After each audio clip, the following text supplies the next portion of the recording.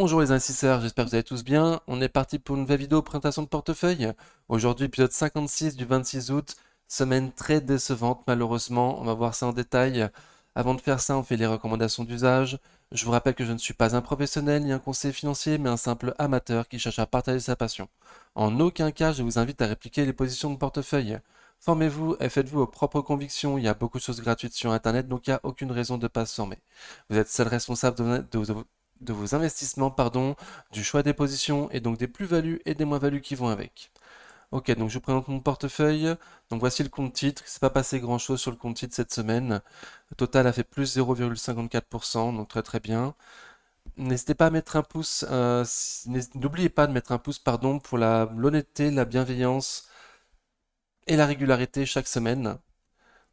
Le PEA, donc on voit que j'ai sous-performé pardon, le CAC cette semaine. J'ai fait beaucoup moins bien que le CAC, malheureusement. Je suis positif quand même, mais je fais beaucoup moins bien que lui. Je suis tiré par le bas par Atos notamment, qui continue à baisser, moins 3,51% cette semaine. Par Xylam Animation, moins 4,6% cette semaine. Xylam, je m'attendais à ce qu'on aille plus bas, mais peut-être pas forcément aussi vite. Voilà, heureusement, c'est contrebalancé par Eurofins Scientifique qui remonte un petit peu. On va voir que pour l'instant, rien n'est sauvé, hein.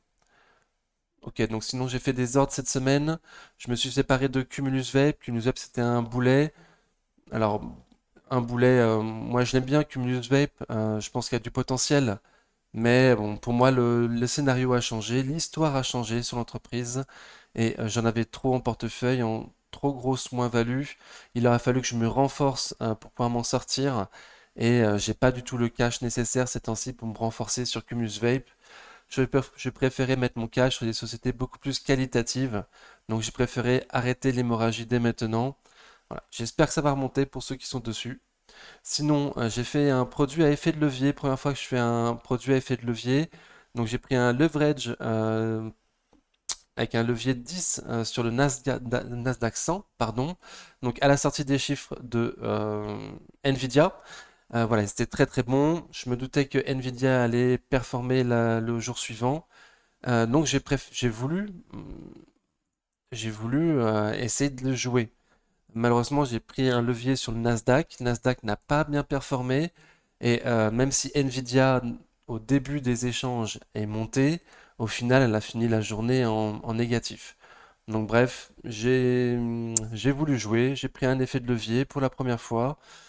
Voilà, donc j'ai acheté à 27,71 € 10 unités de ce produit à effet de levier et j'ai revendu à 22,76 les 10 dans le même jour. Voilà, donc j'ai perdu 5 euros par produit fois 10, donc j'ai perdu 50 euros sur ce trade qui a été foireux. C'est dommage, moi je suis un peu déçu parce que Nvidia a performé au début, en tout cas, au début de la cotation, j'aurais pu m'en sortir. Seulement, j'ai pas pris un produit à effet de levier sur Nvidia, j'ai pris un produit à effet de levier sur Nasdaq. Et le Nasdaq, lui, il n'a pas du tout bien performé, il a ouvert en baisse, il a fait que baisser toute la journée. Donc à aucun moment j'ai pu m'en sortir positif. Donc très déçu, très déçu. Bon, c'est comme ça. J'ai perdu que 50 euros, faut relativiser, mais bon, c'est quand même dommage. Donc je remonte juste mon portefeuille pour ceux qui auraient mal vu, et ensuite on passe au fichier Excel. Ok. Hop, donc le fichier Excel, on voit depuis le début de l'année, je suis à moins 3,25%, donc je fais beaucoup moins bien que les indices auxquels je me compare, pardon. Cette semaine, donc j'ai gagné 0,22%, 47,93 €. Donc j'ai vendu Cumulus Web qu'on a pu le voir sur mes ordres, du coup j'ai récupéré la liquidité sur le PEA. Par contre, j'ai perdu 50 euros sur le compte titre, du coup j'ai plus de liquidité sur le compte titre. Voilà. Donc j'ai fait un aller-retour avec les 200 euros qui sont sur le livret développement durable. Euh, voilà, donc je les mets pas du coup sur le compte titre, enfin sur le suivi des sommes rajoutées, hein, juste pour un aller-retour d'une journée. Et bon, voilà, on va pas s'enquiquiner avec ça. Donc depuis le début de l'année, je perds quand même 700 euros, c'est beaucoup, ça présente que 3% du portefeuille. J'espère que je vais remonter d'ici la fin de l'année, mais rien n'est sûr. Et donc ma liquidité est légèrement remontée. On va voir que c'est ce que je déclare, mais en vrai, j'ai plus, j'ai 20% de liquidité, mais si je pouvais ne pas à les utiliser, ça me conviendrait. Voilà. pas non plus trop rajouter cette année. J'ai déjà mis 4500 euros cette année sur le compte bourse, alors que j'avais prévu que 2500 euros au début de l'année. Voilà, donc potentiellement, s'il y a des grosses opportunités, je rajouterai encore, mais c'est pas ce qui était prévu. J'aimerais bien pouvoir utiliser cet argent pour autre chose. Ok, donc mon tableau des rendements. Donc sur la droite, vous avez quand et pourquoi j'ai acheté les sociétés pour ceux qui me retrouvent, enfin ceux qui me voient pour la première fois. Ça, vous avez une idée de pourquoi je rentre sur les entreprises et à quel moment je suis rentré. Donc Cumulus Vape, par exemple, je l'ai vendu. J'étais rentré dessus en juillet 2021, donc il y a 2 ans maintenant, pour une croissance long terme. Et il y a des OCA sur le dossier qui se finissent le 31 décembre. Donc déjà, les sociétés à OCA, il faut éviter. Voilà, là j'étais en grosse moins-value. Ils nous ont dit récemment faire un achat très important de 50 boutiques, ce qui change pour moi l'histoire de l'entreprise. Moi j'ai acheté une entreprise qui était un grossiste de la vaporette, et là ils se mettent à distribuer directement au client final les vaporettes. Donc ça me convient pas. Et en plus cet achat ils l'ont fait en grosse partie par un emprunt, mais il y a une petite partie, ils ne nous précisent pas comment ils vont le financer. Donc je pense pas qu'ils vont refaire des OCA, BSA, mais je pense quand même que ça va diluer un petit peu l'investisseur. Voilà, je pense que de nouveau, je vends certainement peut-être au plus bas, Cumulus Vape, mais aucune certitude, ça peut continuer toujours à baisser. Et de nouveau, moi, je n'avais pas suffisamment de cash pour renforcer Cumulus Vape si jamais il y avait besoin. Donc j'ai préféré couper tout de suite, récupérer un peu de cash pour pouvoir le mettre sur d'autres entreprises plus qualitatives. Ok. Donc j'ai une stratégie 50% de dividendes et 50% spécu croissance. Pour l'instant, je suis plutôt bien équilibré. J'ai un objectif de rendement sur l'ensemble du portefeuille à 5%. Donc pour l'instant, je suis légèrement en dessous. Bon, on va voir dans le temps. Ok, donc je vous présente mon graphe par somme investie. À chaque fois que j'achète et je vends une entreprise, je vous montre la mise à jour. Donc voilà, donc de nouveau, les entreprises qui sont dans ma tête de portefeuille ne me conviennent plus. Je souhaiterais faire un switch avec les sociétés qui sont dans mon bas de portefeuille. L'Oréal, Kering, Amundi, Equasens, LVMH, les faire remonter en premier dans mon portefeuille et faire redescendre le poids de Téléperformance, Rival Media, Orange. Voici le graphe par somme réelle. Donc ça, c'est les sommes mises à jour à vendredi dernier. Donc on voit Total en première position. Donc parce que j'ai une grosse plus-value sur Total. Je vous ai mis également ma liquidité que j'ai actuellement. Donc je suis tout juste à 20% de liquidité. Donc voilà, donc j'ai pas trop l'opportunité d'acheter grand-chose ces temps-ci. Je souhaite plutôt accumuler les liquidités en espérant pouvoir me sortir par exemple de Orange ou au moins alléger prochainement, de Société Générale qui était un trade un peu foireux, au moins m'alléger peut-être pour récupérer du cash et renforcer sur des sociétés plus qualitatives de nouveau. Donc voici mon graphe, mon nouveau graphe par secteur du coup. Donc sans Cumulus Vape, Cumulus Vape qui était une société de consommation discrétionnaire, donc la consommation discrétionnaire a un peu baissé du coup. Et j'ai toujours trop d'entreprises de services de communication et bientôt trop d'entreprises de services financiers. Donc je ne souhaite pas qu'un secteur dépasse les 25% de mon portefeuille. Pour l'instant, pour les communications, c'est le cas. Donc ça m'embête. Donc de nouveau, peut-être alléger Orange. Mais bon, à suivre. Pour l'instant, j'y arrive pas. On verra. Sur Orange, on en parlera tout à l'heure, mais Zone Bourse a présenté un trade cette semaine où il propose de l'acheter maintenant avec un stop sous les 10 euros. Donc il me semble pas que ce soit le moment de vendre Orange, hein. Bon, c'était pas forcément le meilleur moment non plus pour vendre Cumulus, mais c'est comme ça. Et voici le graphe, donc du coup par les tailles d'entreprise. Les small caps baissent de plus en plus, la taille des small caps dans mon portefeuille baisse de plus en plus. Quand on a commencé les vidéos, c'était elles qui étaient prédominantes. Et plus ça va, et moins elles sont prédominantes dans mon portefeuille. Voilà, les large caps prennent le devant, largement. Ok, et pour finir, mon tableau sur les entreprises de qualité, enfin sur les qualités des entreprises. Vous voyez en haut mes objectifs fondamentaux pour les entreprises, ce que je recherche sur une entreprise. Et vous voyez que Cumulus n'avait pas beaucoup de critères que je cherchais dans une entreprise. Elle avait une croissance du chiffre d'affaires et du résultat net très importante, mais justement trop importante, ce qui leur demandait des financements. Et là, c'est du financement dilutif pour l'actionnaire, donc c'est pas non plus super. Il n'y avait pas de trésorerie, même maintenant il va y avoir une dette avec l'achat des 50 boutiques. Il y avait une marge brute largement inférieure à 40%, donc il n'y avait pas d'avantage compétitif sur Cumulus Vape pour l'instant. Mais bon, c'est pas non plus une mauvaise entreprise, elle a un retour sur capitaux propres et retour sur capitaux investis qui était intéressant. C'est une entreprise de très grande croissance, mais il aurait fallu que j'en ai beaucoup, beaucoup moins dans mon portefeuille du Cumulus. Par exemple, 1% du portefeuille, 200 euros, pourquoi pas? Mais là, j'en avais trop, en plus en grosse perte, donc je voulais pas renforcer grandement Cumulus Vape. Utiliser mon cash pour Cumulus Vape. Je trouve qu'il y a mieux à faire, notamment faire remonter L'Oréal, comme j'ai dit tout à l'heure, ST Microelectronics, euh, LVMH, bien entendu, voilà, Euronext, Equasens. Donc, voilà pourquoi je me suis séparé de Cumulus Vape cette semaine. Ok. Et bon, récemment, j'ai acheté une L'Oréal, une Kering, une LVMH. Peut-être que je vais faire l'acquisition de une Air Liquide, histoire de la suivre, histoire de suivre l'entreprise, de l'avoir en portefeuille et de pouvoir renforcer, comme j'ai prévu de renforcer les autres, dans le temps. Voilà, c'est possible. Soyez pas surpris si ça arrive dans les semaines qui arrivent. Ok, donc la première partie du portefeuille, présentation de portefeuille est passée. On passe du coup maintenant à l'analyse graphique des sociétés. Alors, ABC Arbitrage. Donc ABC Arbitrage, on avait suivi, elle avait passé la résistance oblique baissière, la de moyen long terme. Avec du volume, donc c'était très très bien. Avec du volume, avec un RSI au-dessus de 50, en accumulant, donc très très bien. On est toujours euh, dans cette lancée. Donc cette semaine, on n'a rien fait sur ABC Arbitrage. Il me semble qu'il a fait 0 pile poil. Mais on est au-dessus de la moyenne mobile court terme, avec un RSI toujours au-dessus de 50. Ça continue d'accumuler.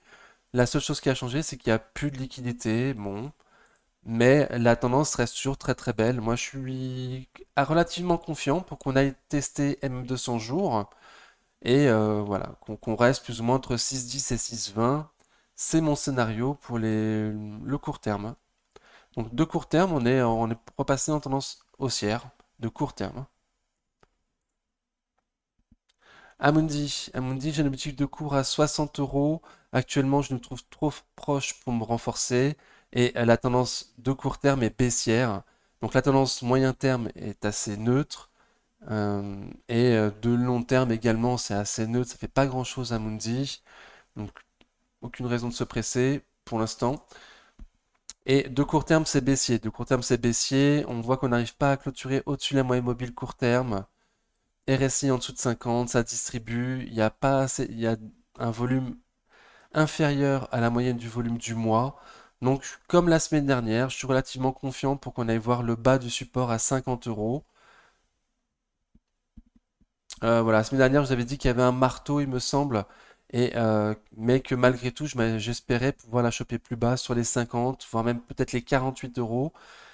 Entre 50 et 48, ce serait certainement mon prochain renfort prévu sur Amundi. Faire baisser mon PRU à un prix qui me semble plus juste pour Amundi. Actuellement, je me trouve un peu cher pour un début de ligne ou un renfort. Et en tendance baissière en plus, donc aucune raison de se presser. Atos, mon gros boulet, donc en grosse tendance baissière, à court, moyen, long terme, dans toutes les temporalités, Atos c'est baissier, et pourtant j'arrive pas à couper, je suis en grosse moins-value. Ça peut toujours aller plus bas, Atos, ça peut toujours aller plus bas. Fondamentalement, ça paraît très peu cher à ce prix-là. Mais comment valoriser une entreprise qui perd de l'argent, qui est mal gérée, avec un mauvais management? Donc pour moi, je considère que ça peut toujours aller plus bas. Voilà, le mieux pour moi, ce serait de couper Atos, mais j'y arrive pas. Pour l'instant, j'y arrive pas. Donc je vais me renforcer sur Atos, je vais faire la scission, je vais participer à l'augmentation de capital. Et une fois que je serai sur l'entreprise évident, là, je verrai quel sera mon PRU, quel sera ce sera plus facile pour moi peut-être de me renforcer sur Evident que sur Atos. Voilà. Pour l'instant, j'arrive pas. Je vais voir comment ça se passe. Mais le mieux, ce serait de couper, hein. La grosse tendance baissière. J'aurais dû couper bien plus tôt. Maintenant, ça me paraît un peu tard. Et du coup, psychologiquement, j'y arrive pas, mais ce serait quand même ce qui serait, je pense, le mieux à faire. Je serais pas surpris si ça va encore plus bas. Coface, donc belle tendance haussière de moyen terme. Dividende réinvesti parce que c'est quand même une entreprise à dividende. Donc à moyen long terme, Coface c'est haussier. De court terme, c'est baissier.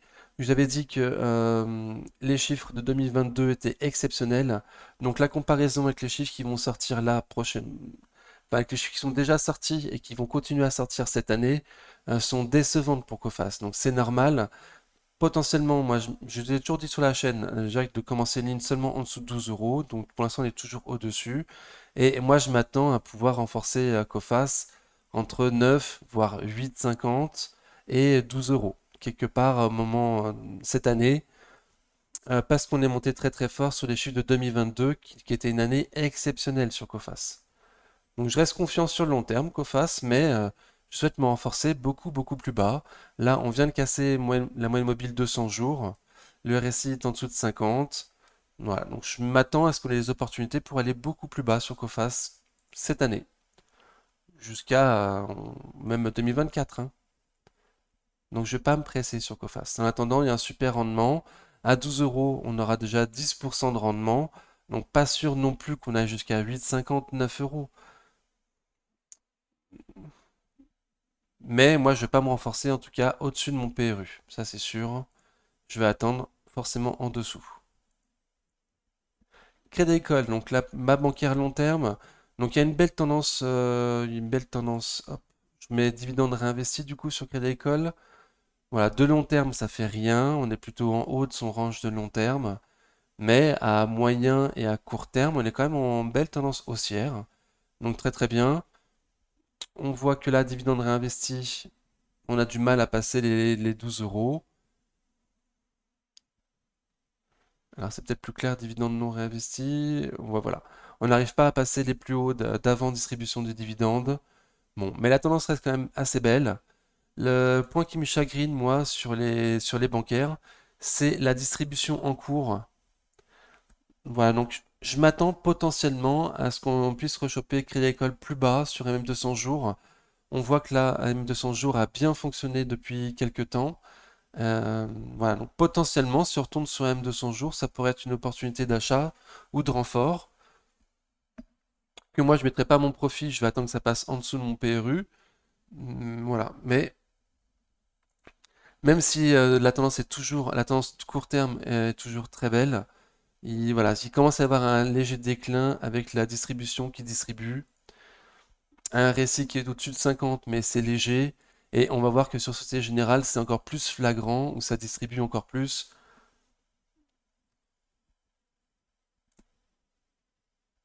Equasens, ma petite chouchoute.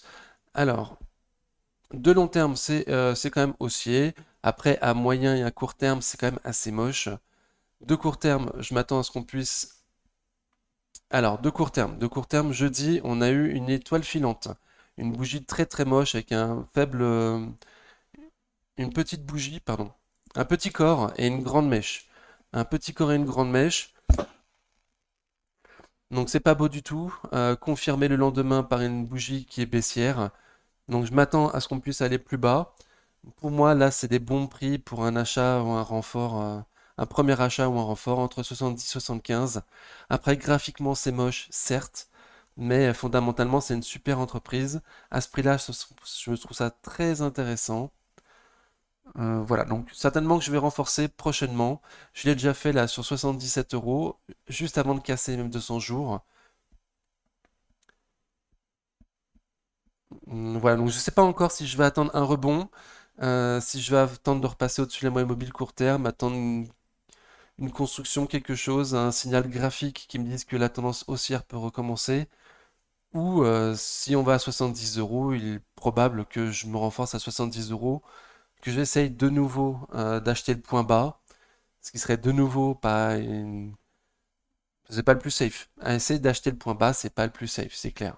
Il vaut mieux attendre un rebond pour entrer sur une société en tendance haussière. Voilà. J'aurais fait ça il y a une semaine quand j'ai acheté à 77 euros.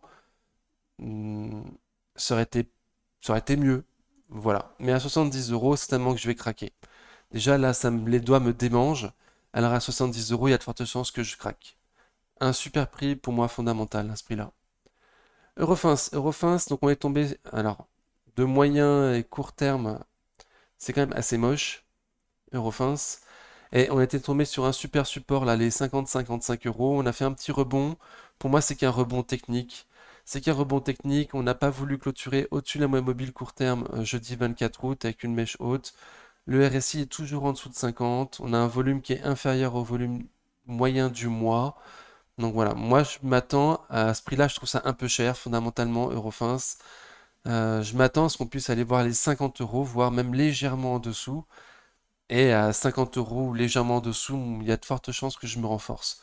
Au-dessus, voilà, j'hésite. Tant que le CAC est à 7004, enfin, au-dessus des 7000 points, je pense pas que je me renforcerai au-dessus de 50 euros sur Eurofins.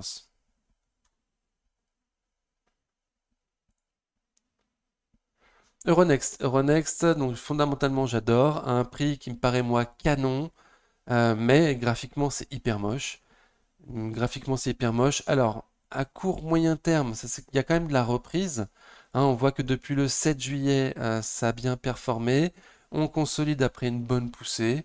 On reste au-dessus des 50% de Fibo. Voilà, mais bon, c'est quand même c'est quand même très moyen, quoi. C'est très moyen. Ça accumule. Ça accumule pas. RSI qui est tout juste à 50, avec un volume de nouveau inférieur à la moyenne du mois. Donc bon, le prix fondamental est super, mais graphiquement, il n'y a pas de timing qui dit que c'est un bon point d'entrée, quoi. Il n'y a pas de rebond. Il y a eu un rebond, et depuis le rebond, voilà, ça consolide sans grande tendance. Donc à suivre, Euronext. Certains l'attendent à 60 euros et en dessous. Ça me paraît excessif. Mais si on y va, moi je m'en renforcerai fortement, hein. C'est une grosse conviction pour moi, Euronext. Et à ce prix-là, je trouve ça de nouveau canon. Après, la consolidation tarde un petit peu, enfin, en plein dedans, hein, mais c'est assez poussif, quoi. Il n'y a pas de grosse conviction pour l'instant sur Euronext. Moi, j'ai une grosse conviction, mais le reste des investisseurs n'a pas vraiment de conviction. A priori, sur Euronext à ce prix-là, hein. Ça accumule pas, sans trop de volume. Bon. GTT, donc c'est une belle tendance haussière, long terme, court terme. À moyen terme, c'est assez neutre, hein. Mais de court terme, c'est quand même pas mal du tout. On est au-dessus de la moyenne mobile court terme. Voilà, on est loin de l'objectif fondamental que je vais trouver pour 2024. On a une belle poussée après la sortie des chiffres et depuis, on reste dans la tendance de la sortie des chiffres. Donc une très très belle poussée haussière, hein, très très bien. Voilà, ça, de nouveau, c'est assez poussif, mais c'est peut-être aussi la tendance du mois d'août qui est assez morose, qui fait ça. Mais sinon, graphiquement, c'est toujours en tendance haussière, hein. Donc c'est quand même, voilà, c'est poussif, mais c'est relativement beau, on va dire. Bon, je sais pas trop quoi dire de plus à part ça. On a comblé un gap à 115 euros, un gap qui était à combler, donc on l'a comblé très très bien. Voilà, donc prochain gap à combler, 120 euros. J'espère qu'on va y aller. Peut-être pas la semaine prochaine, mais pourquoi pas. Kering, alors Kering,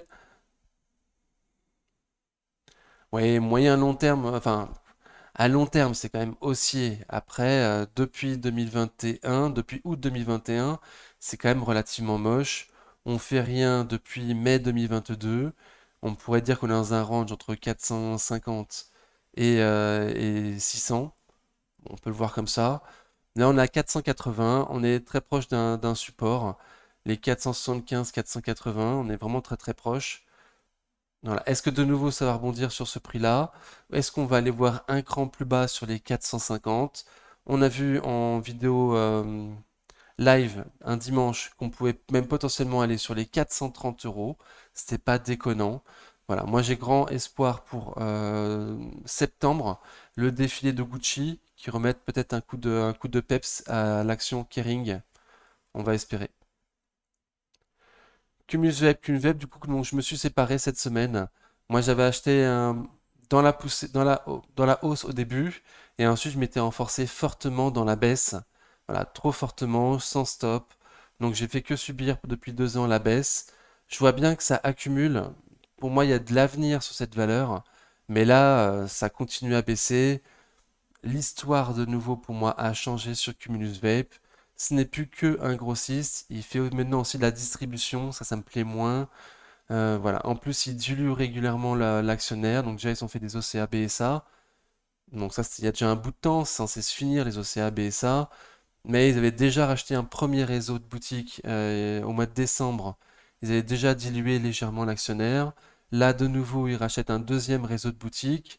Ils l'ont pas dit encore, mais je m'attends à ce que de nouveau ils diluent l'actionnaire. Donc voilà, donc sur le très long terme, moi je suis assez confiant en Cumulus Vape, mais il faudrait vraiment une toute petite partie du portefeuille. Voilà, prochain chiffre sur Cumulus Vape le 14 septembre. Certainement qu'ils seront de nouveau très bons. Voilà, je dis pas, peut-être que je vais reprendre 200 euros, ce sera mon max sur Cumulus Vape avant le 14 septembre. Voilà, quand j'ai commencé les vidéos, j'avais dit que je m'attendais à ce que pouvoir renforcer Cumulus Vape sur les 7-8 euros d'ici l'été 2023. Donc c'est exactement ce qui s'est passé. Euh, Ce qui a changé, c'est surtout ma psychologie. Je souhaite me rentrer sur les sociétés de bien plus grande qualité. C'est mon cash que j'ai géré comme une grosse patate. Aujourd'hui, j'ai très peu de cash et je suis obligé de récupérer du cash un peu où je peux. Et le gérant de Cumulus Vape, qui lui aussi fait un petit peu évoluer l'entreprise, pas dans le sens qui, moi, me convient, et en nous diluant de nouveau encore. Donc voilà, pour toutes ces raisons-là, j'ai coupé, mais, euh, mais c'est pas une boîte nulle, quoi, hein. Mm. Certainement que sur le long terme, elle va être plus haute, Cumulus Vape. J'ai peu de doutes par rapport à ça. Ok, donc L'Oréal, j'ai commencé une ligne sur les 400 euros il y a très peu de temps. Voilà, c'est le genre de société sur lequel je souhaite me renforcer et pas Cumulus Vape. Donc pour l'instant, on est dans une résistance. L'ancien support des 400 euros qu'on a cassé est devenu résistance, donc on est en plein dedans. La tendance est quand même toujours relativement moche sur L'Oréal. Pour l'instant, on n'a pas cassé M200 jours, mais potentiellement, je m'attends à ce qu'on puisse le faire. Ça distribue légèrement, RSI en dessous de 50. À ce prix-là, fondamentalement, L'Oréal, elle est assez chère. Il n'y a pas de marge de sécurité à acheter à ce prix-là. On est même au-dessus des marges de sécurité. Au-dessus du prix cible, pardon. Au-dessus des prix cibles. Donc voilà, donc je me réserve le cash pour renforcer ce genre de société et non plus Cumulus Vape. Donc voilà, pour l'instant c'est assez moche L'Oréal. C'est revenu au-dessus des 400. Bon, donc à voir si ça les tient. Moi j'y crois pas trop. Je pense on va au minimum aller tester M200 jours. Aujourd'hui à 391 euros et voir ce qu'on y fait. Je serais pas étonné que ça casse M200 jours et qu'on puisse aller voir plus bas. Moi je me renforce. Prochain support. Bon, je sais pas trop quand est-ce que je me renforce, mais en tout cas, mon prochain support, il est entre 370 et 375 euros sur L'Oréal. Lumibird. Alors, Lumibird, donc tendance baissière de moyen terme, de le plus long terme, c'est quand même mieux. Alors, moi, je la regarde seulement depuis 2014, parce qu'avant ça, c'était une entreprise assez différente. En 2014, il y a la fusion de plusieurs entreprises qui ont donné Lumibird. Donc, je préfère la regarder depuis ce moment-là. Donc, depuis ce moment-là, c'est quand même une tendance haussière de long terme, mais à moyen terme, c'était quand même assez moche. De court terme, il y a un renouveau. On a passé la résistance oblique baissière, donc très bien. On l'a passé. La semaine dernière, j'avais dit on essayait, mais que c'était pas concluant. Donc là, on l'a passé. On est en tendance haussière de court terme. Donc on latéralise à court terme après une belle poussée. Moi, je nous trouve un peu cher à ces prix-là. Et surtout, ce que j'avais dit la semaine dernière, c'est qu'on est sous une grosse résistance là. Entre M200 jours à 15,75 et M200 semaines à 15,50, on est pile poil sous un gros niveau qui va être dur à passer. Et en plus, fondamentalement, je trouve quand même légèrement cher à ce prix-là. Je trouve qu'il n'y a pas assez de marge de sécurité par rapport à ce que je vise pour 2024 à 17 euros. Donc voilà, donc prudence, moi je conseille, enfin moi je conseille rien, hein, mais moi certainement que je me renforcerai plus proche possible des 13,50 si je dois me renforcer. Sinon, RSI au-dessus de 50, c'est bien, et là ça latéralise bien, au-dessus des moyens mobiles court terme. Donc voilà, donc je suis pas le seul à y croire sur l'Humibird, très très bien. Et les résultats semestriels seront le 26 septembre, donc dans un mois, on a encore un peu de temps. Ok, LVMH, donc en tendance baissière de court terme, oula, de long terme, c'est magnifique, c'est le genre de boîte sur lequel il faut investir. Donc à court terme, on a une opportunité, super, on a cassé les 800 euros, et ainsi qu'un MM200 jours, donc très très bien.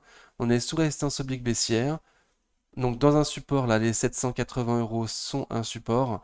J'espère qu'on va pouvoir aller plus bas sur les 750 euros. Je me renforcerai sur 750 euros. Et même potentiellement, si on pouvait aller plus bas à 700 euros, ce serait le top. Et je me renforcerai de nouveau sur les 700 euros. Donc super, LVMH tendance baissière. Potentiellement, on va pouvoir avoir des opportunités d'achat très intéressantes. Déjà à ce prix-là, je trouve ça intéressant, LVMH. Et plus bas, plus ce sera bas, mieux ce sera quoi. Super. Métropole TV, alors Métropole TV, elle, par exemple, c'est le contraire. Donc ça fait rien. De long terme, ça fait rien, Métropole. Même dividende réinvesti, c'est pas la folie. Ouais. C'est un peu mieux, mais c'est pas terrible. Et donc moi, sur Métropole, j'ai toujours dit commencer sa ligne en dessous de 12. Bien évidemment, je me suis pas écouté, hein. Moi, j'ai une ligne à 14,50. Et ça veut pas aller au 12. Ça veut pas aller au 12. Donc embêtant. Je vise pour 2025 11,50 €. Alors, la semaine dernière, j'avais dit que je me rappelais plus pourquoi je visais pour 2025 uniquement. C'est parce qu'en fait, le chiffre pour 2024 est attendu supérieur à 2025. Donc, je souhaite prendre une marge de sécurité suffisante en prenant en compte le bénéfice net par action le plus faible attendu entre 2024 et 2025. Donc, je m'attends pas à ce que, voilà, je m'attends à ce qu'il faille acheter Métropole en dessous de 12, le plus proche possible de 11,50. Pour l'instant, ça latéralise un peu haut à mon goût. Voilà, mais après, ça fait rien. RSI tout juste au-dessus de 50, un coup au-dessus, un coup en dessous. Ça accumule pas, ça distribue pas. Graphiquement, c'est extrêmement plat. Donc ça fait rien, mais trop haut, quoi. Trop haut. On peut pas se renforcer, on peut pas accumuler à ces prix-là. Ça me paraît assez dangereux en tout cas. Orange. Alors Orange, donc comme j'ai dit tout à l'heure, donc Zone Bourse a proposé un trade sur Orange avec un stop en dessous des 10.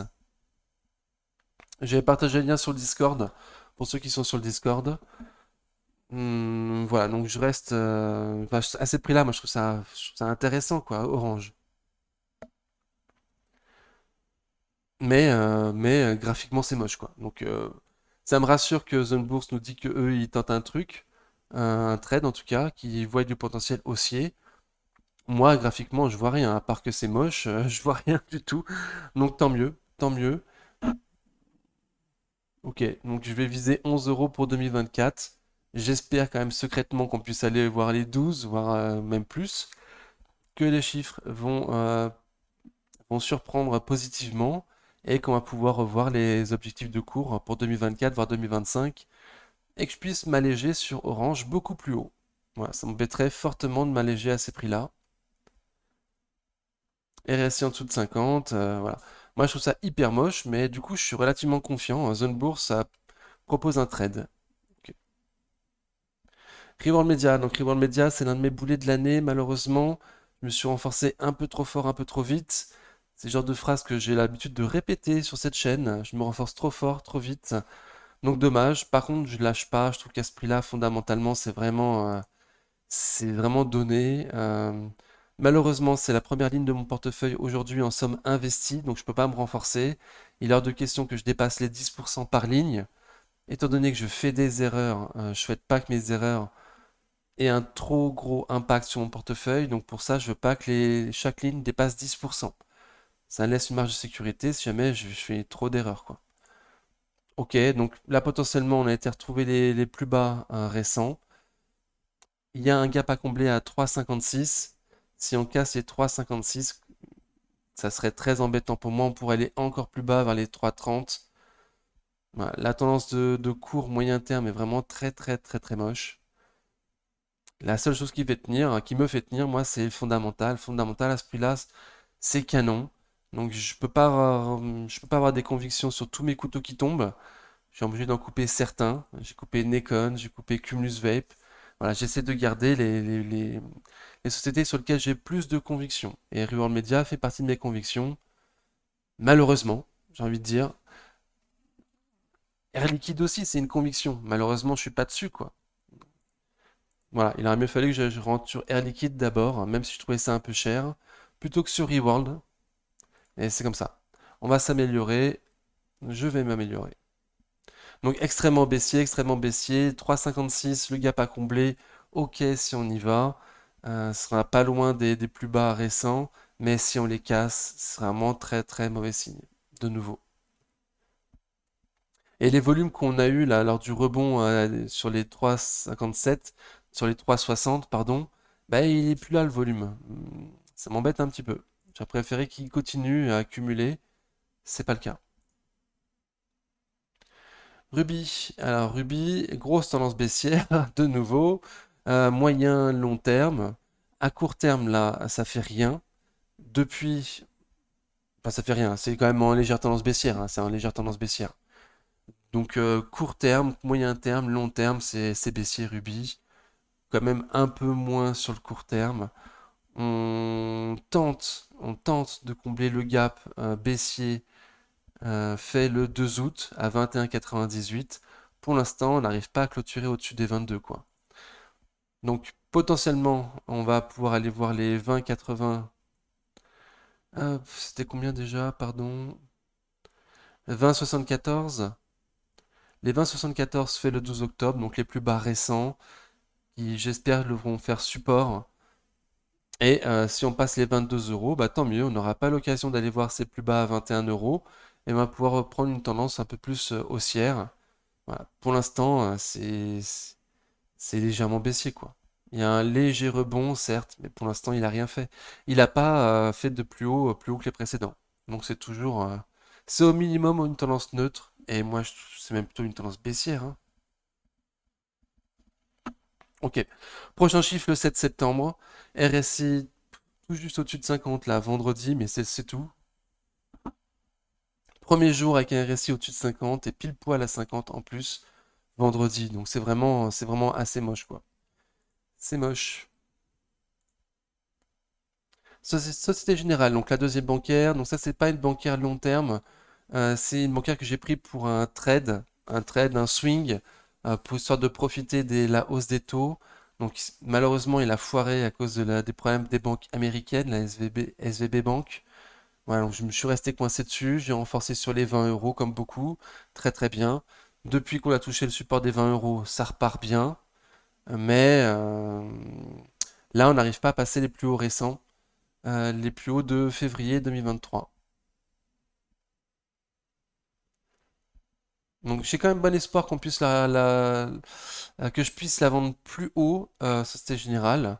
Mais j'ai aussi un doute. Est-ce qu'on va pas retourner sur les 25, 24 euros si jamais il y a une petite panique de marché? Sur le moyen long terme, moi je suis relativement confiant sur Société Générale. Je pense que la remontée des taux va améliorer le bilan des banques et que c'est cool. Mais est-ce qu'à court terme, il n'y a pas des chances qu'on retourne en dessous de mon PRU? Bah, je pense que si. Donc, à cause de ça, il est possible que je m'allège sur Société Générale, histoire de récupérer un peu de cash. Et comme je disais sur Crédit Agricole, là c'est encore plus flagrant sur Société Générale, ça distribue. Voilà, donc raison de plus qui me fait penser que potentiellement on va pouvoir aller voir plus bas. Ça serait peut-être une opportunité pour des traders. Euh, voilà, mais pas pour moi, pas pour moi. Je vais pas me renforcer plus sur Société Générale.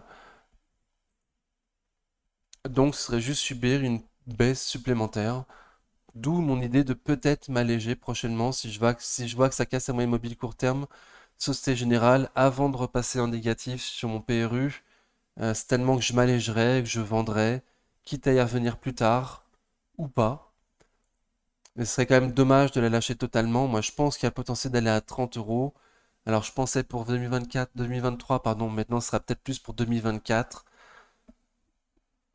Voilà, je pense avoir tout dit, mais quand même, belle tendance haussière de court terme.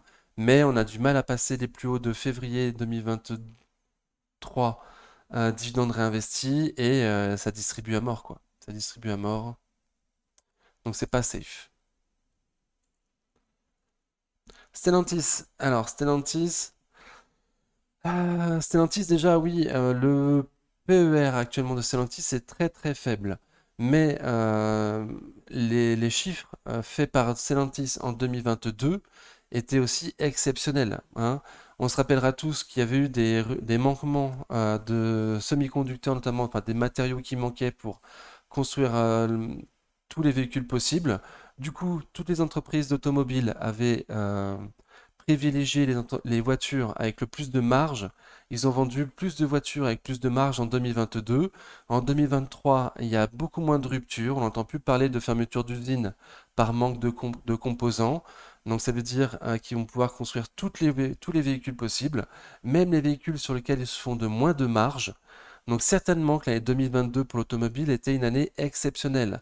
Là, les chiffres qui vont sortir en 2023 seront forcément moins bons. Euh, et donc le PER, ouais, le PER va mécaniquement augmenter en restant au même prix. Si l'entreprise fait moins de bénéfices, le PER va se retrouver mécaniquement plus élevé que 3. Donc on peut toujours aller voir plus bas sur Stellantis, hein. C'est pourquoi moi j'avais toujours dit sur la chaîne, comme on s'aligne seulement en dessous de 15, les marges vont baisser sur les entreprises automobiles. Sur Stellantis comme sur les autres, il n'y a pas de raison que ce ne soit pas le cas. Parce que l'année 2022 était exceptionnelle, parce que les Chinois mettent la pression sur les prix, ainsi que Tesla qui met de la pression sur les prix. Donc tout ça me fait penser que c'est trop dangereux de commencer sa ligne au-dessus de 15 sur Stellantis. Malgré tout, moi je sais pas du tout jusqu'où ça peut descendre, et si vraiment on peut aller en dessous de 15. Donc je m'allège pas, je vends pas, mais je serais pas surpris si on va en dessous de mon PRU. Voilà, pour l'instant, de court terme, c'est baissier. Depuis la fusion Chrysler-Fiat, c'est quand même haussier. Voilà, mais on n'a pas un recul suffisamment pour dire long terme. Je trouve ça un peu léger de dire long terme de maintenant. C'est plutôt neutre. Depuis la fusion Fiat-Chrysler, quoi. Entre 12,50 et 18 euros. Voilà. Donc à 15, c'est plus ou moins le milieu de ce graphique. En dessous de 15, on accumule. Commencer une ligne au-dessus de 15, graphiquement, ça paraît compliqué. Fondamentalement, pareil, hein, ça paraît assez dangereux. Voilà.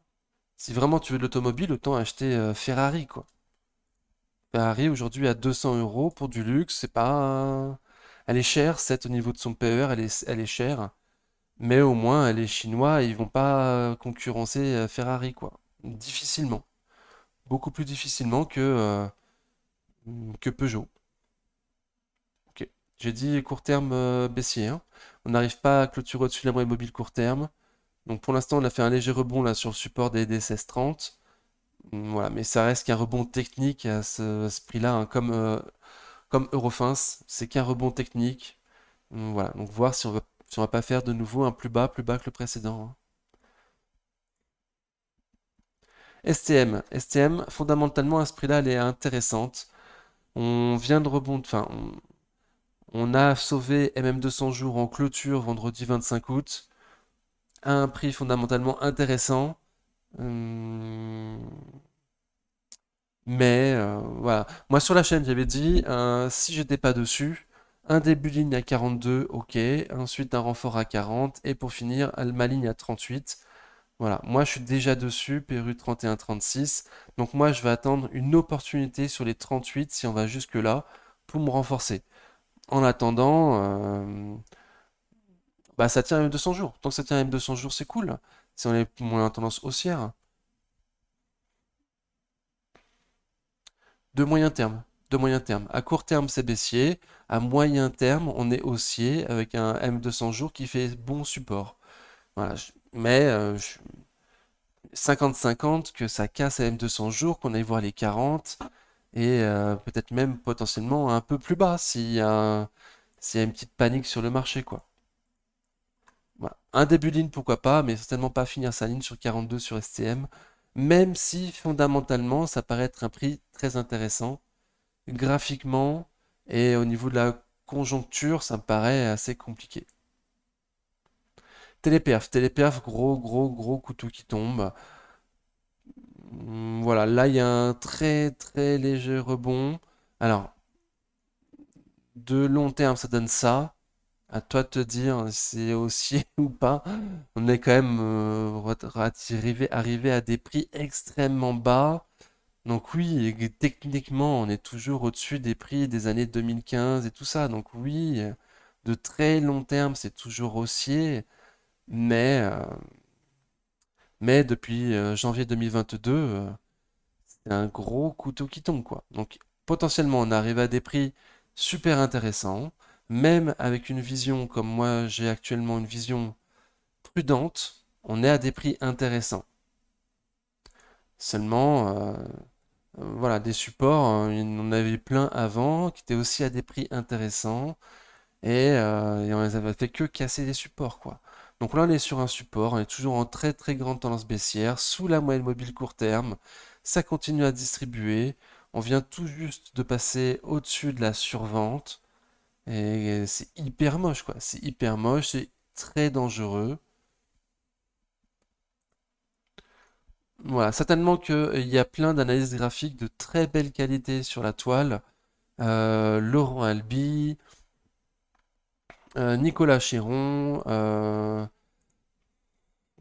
Tino du podcast de la Bourse. Voilà, c'est mon top 3 des analyses techniques pour moi. Certainement qu'ils vont nous le dire quand ça repassera en tendance haussière et qu'on pourra la choper avec des stops courts ou qu'on pourra la choper dans une tendance déjà plus haussière. Là, ça fait que un couteau qui tombe. Ça paraît extrêmement dangereux de se renforcer ou de commencer une ligne à ces prix-là. Voilà, pour un investisseur chevronné. Total Energy toujours dans son petit canal haussier, très tranquille, très très bien. Ouais, je sais pas trop quoi te dire. À part que vendredi, on a quand même fait une étoile filante. Voilà. Mais bon, c'est quand même en tendance haussière. Le pari du pétrole est toujours haut. Voilà. Je m'attends à ce qu'on puisse retenter les 60 euros prochainement. La Chine, on dit qu'il faisait moins de croissance cette année. Du coup, ça a pesé sur toutes les matières premières et notamment sur l'énergie. Voilà, mais l'énergie reste quand même relativement élevée. Les marges de Total sont excellentes. Ils vont encore se faire un max de pognon cette année. Voilà. L'opportunité pour moi, c'est plutôt entre 51 et 55. Là, on est au-dessus de l'opportunité. Mais je m'attends quand même à ce qu'on tente les 60 euros avant la fin de l'année, hein. Voilà. Malgré la bougie de vendredi qui n'est pas engageante, on est au-dessus de la moyenne mobile court terme et au-dessus des M200 jours. Donc tout va bien. Sur Total, tout va bien. Xylam Energy. Pouf, j'aurais bien aimé, ça aurait mieux performé sur. Ça s'appelait Xylam Energy. Bref, Xylam Animation, donc un gros couteau qui tombe, pareil, depuis mai 2018. On est arrivé à des prix qui semblent quand même intéressants fondamentalement. Les chiffres sont de mieux en mieux sur Xylam. Et les prochains chiffres sont le 28 septembre, donc dans un mois. Voilà, je l'avais dit la semaine dernière que je m'attendais à ce qu'on puisse retourner sur les 22 euros. Bon, je m'attendais pas à ce qu'on puisse y aller non plus en 5 jours. Ça descend aussi vite, certes. Je remarque que ça ne distribue pas spécialement dans la baisse. C'est un indicateur pour moi que les gros restent dans le dossier. Voilà, on est en survente. Encore une fois, j'ai pas voulu couper tous mes couteaux qui tombent. Peut-être que j'aurais dû. J'ai gardé les plus qualitatifs pour moi. J'espère que pour 2024, on pourrait aller à 35 euros sur Xylam, voire peut-être même plus. On verra. Après, en tout cas, j'ai pas prévu de me renforcer sur Xylam. Certainement qu'il faudrait le faire sur 22, mais je vais pas renforcer une société en tendance baissière pour qu'elle repasse avec une tendance plus haussière. Il faudra dépasser les plus hauts récents là à 27,50.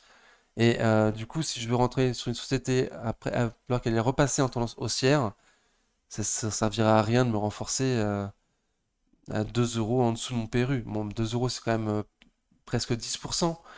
Euh, voilà, mais il faudra se rapprocher grandement de mon PRU pour repasser en tendance haussière. Et du coup, je vois aucun intérêt de se renforcer à ces prix-là pour moi.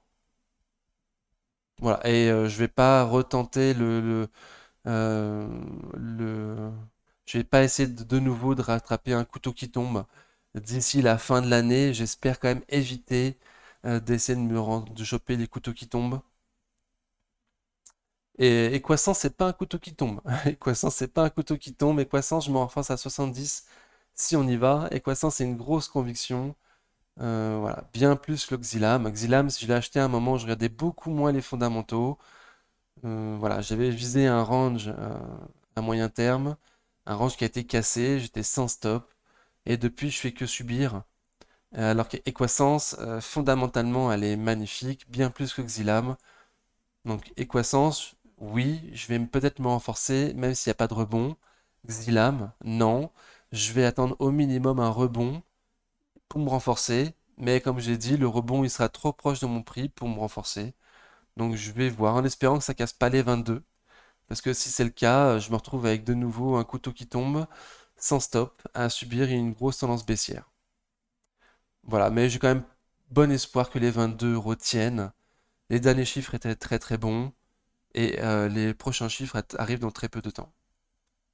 Ok, donc merci beaucoup d'avoir suivi la vidéo jusque-là. Je remets un petit coup de portefeuille. N'hésitez pas à mettre un pouce de nouveau, je vous répète, si vous avez apprécié le contenu, au moins pour l'honnêteté, la bienveillance et la régularité. Et en attendant la prochaine vidéo, prenez soin de vous. Ciao!